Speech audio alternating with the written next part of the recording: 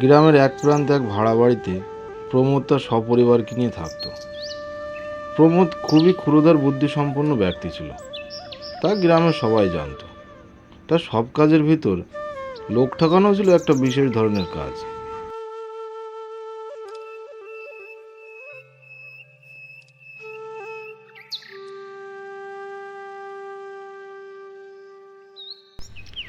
কি গো, ভগবানের ইচ্ছেতে টাকা পয়সা তো অনেকই হলো। এই ভাড়া বাড়িতে কতদিন আর থাকতে হবে বলো তো? এবার কিছু একটা ব্যবস্থা করো। হ্যাঁ, সেই চেষ্টাতেই তো আছি, কিন্তু তেমন বাড়ি পাচ্ছি না তো কোথাও। তবুও আর একটু চেষ্টা করো না। এইভাবে আর কতদিন থাকবো বলো তো? তুমি আর খুব বেশি চিন্তা করো না, দেখো খুব তাড়াতাড়ি নিজের বাড়িতে নিয়ে যাব তোমাকে আমি। গ্রামের অন্য প্রান্তে নরহরি তার পরিবারকে নিয়ে থাকত। সে খুব গরিবই ছিল। এইভাবে আর কতদিন চলবে বলো তো? ঘরের চাল শেষ হতে চললো, আর ওদিকে 2 মাসের বাড়ি ভাড়াটাও বাকি পড়ে আছে। সেটাই তো ভাবছি, কি যে করি কিছুই বুঝতে পারছি না। অন্য আরেকটা কাজের চেষ্টা করছি, দেখি কি হয় সেখানে। হ্যাঁ, একটু দেখো। কাল বাড়িওয়ালা এসে অনেক বড় বড় কথা বলে গেছে, আর বলেছে যে এই মাসে বাড়ি ভাড়া না দিতে পারলে বাড়ি থেকে বার করে দেবে।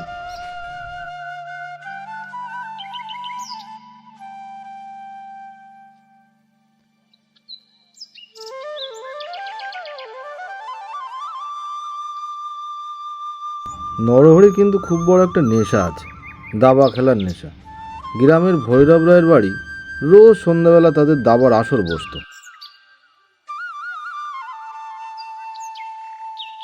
কি ভায়া, আজ খেলাতে একটু মন নেই দেখছি তোমার। কি ব্যাপার বলো তো, কি হয়েছে কি?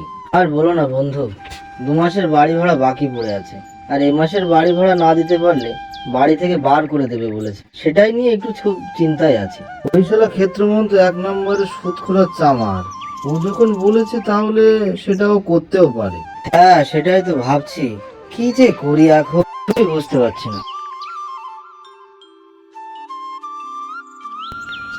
নরহরি তার স্ত্রী ঘুমানোর পর সে বসে বসে ভাবতে লাগলো সংসারের কথা, বাড়ি ভাড়ার কথা, এই অভাবের কথা।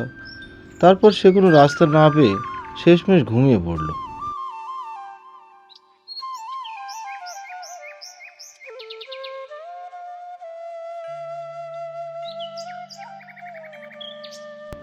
সকাল হতে না হতেই গ্রামের লোকজন নরহরির বাড়িতে এসে ভিড় করতে লাগলো, কারণ নরহরি কাল রাতে ঘুমিয়ে তো পড়েছে, কিন্তু সকালে আর ওঠেনি। নরহরির মৃত্যুর পরের দিনই তার বাড়িতে ক্ষেত্রমোহন এসে হাজির হলো। নরহরি তো মরেছে, এবার আমার টাকা কে দেবে শুনি? 2 মাসের ভাড়া বাকি, হয় আমার টাকা দাও, নাহলে বাড়ি খালি করে দাও। আমি তো আর দান ছত্র খুলে বসিনি। এই বলে ক্ষেত্রমোহন সেখান থেকে চলে গেল।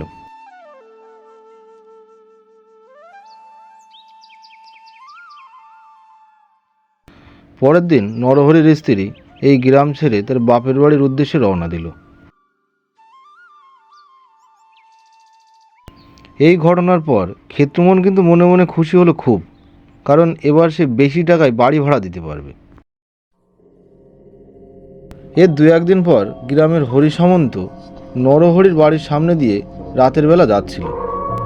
সে যখন নরহরির বাড়ির সামনে এসে পৌঁছালো, সে দেখল নরহরির বাড়ির সামনে অন্ধকারের ভিতর কে যেন দাঁড়িয়ে আছে। কে তুমি? এই অন্ধকারে রাতের বেলা দাঁড়িয়ে আছো? আমি রে, আমাকে চিনতে পারছিস না? আমি নরহরি।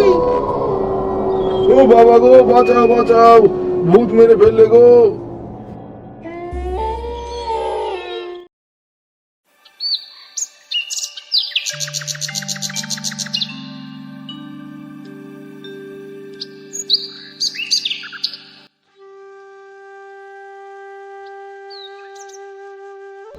পরের দিন সকাল হতে না হতেই হরি সামন্ত কাল রাতের ঘটনাটি পুরোপুরি সারা গ্রামে ছড়িয়ে দিল।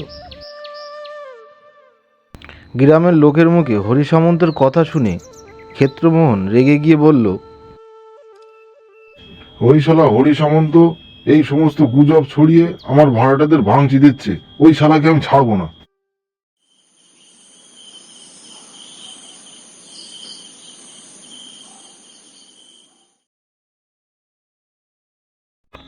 না দাদা, নরহরির বাড়িতে এই যে ঘটনা ঘটে গেল, এরপর ওই বাড়ি ভাড়া নেওয়া আমার পক্ষে আর সম্ভব না। আরে না বাবা, ওই শালা হরি সামন্ত মিছে কথা কইছে। ওই রকম কিছুই হয়নি। না না, সত্যি হোক আর মিথ্যে হোক, আমাকে মাফ করেন। আমার পক্ষে ওই বাড়িতে বউ বাচ্চা নিয়ে থাকা কোনো মতেই সম্ভব না।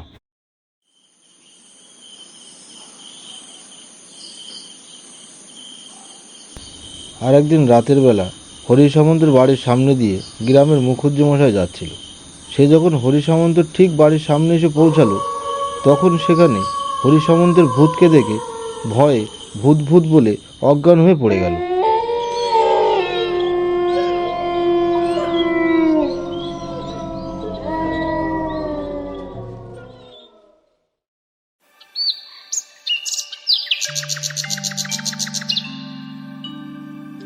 এরপর থেকে নরহরির বাড়িটি একটি হানাবাড়ি নামে পরিচিত হয়ে গেল।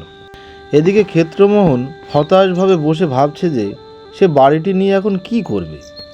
তখন তার কাছে এসে হাজির হলো প্রমোদ।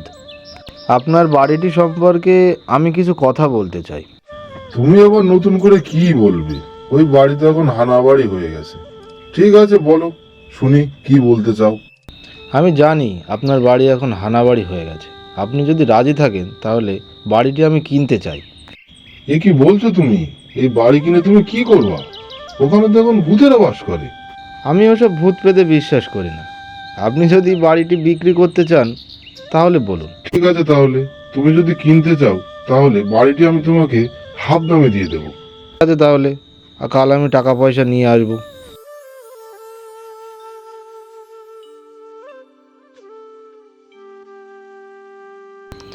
এরপর বাড়িটি কিনে প্রমোদ সপরিবারে সেখানে এসে উঠল। বাড়িটা যে তুমি কিনলে, এই বাড়িতে কি আমরা থাকতে পারবো? এটা তো ভুতুড়ে বাড়ি। এই বাড়িতে আমরা থাকবো কি করে? তাড়াহুড়ো করে এই বাড়িটি তোমার কেনা একদমই উচিত হয়নি। আমি ঠিক করেছি কি ভুল করেছি সেটা তুমি আজ রাতেই বুঝতে পারবে।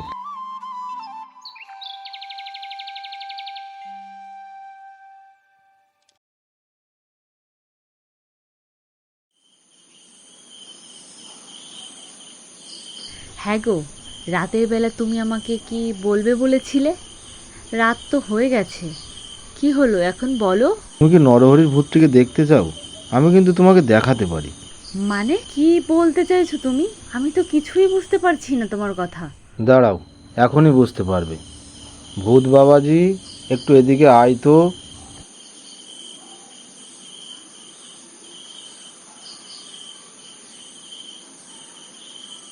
দি, কেমন আছেন? ভালো আছেন? ভয় লাগছে না তো? এসব আবার কি? কিছুই তো বুঝতে পারছি না আমি। হলো আমার বন্ধু পাঁচু। একে আমি নরহরির ভূত বানিয়ে এ বাড়িতে পাঠিয়েছিলাম যাতে আমি বাড়িটি হাফ দামে কিনতে পারি। এবার বুঝলে তো, নাকি আরও কিছু বুঝতে বাকি আছে তোমার? হ্যাঁ হ্যাঁ, এবার সব বুঝে গেছি আমি।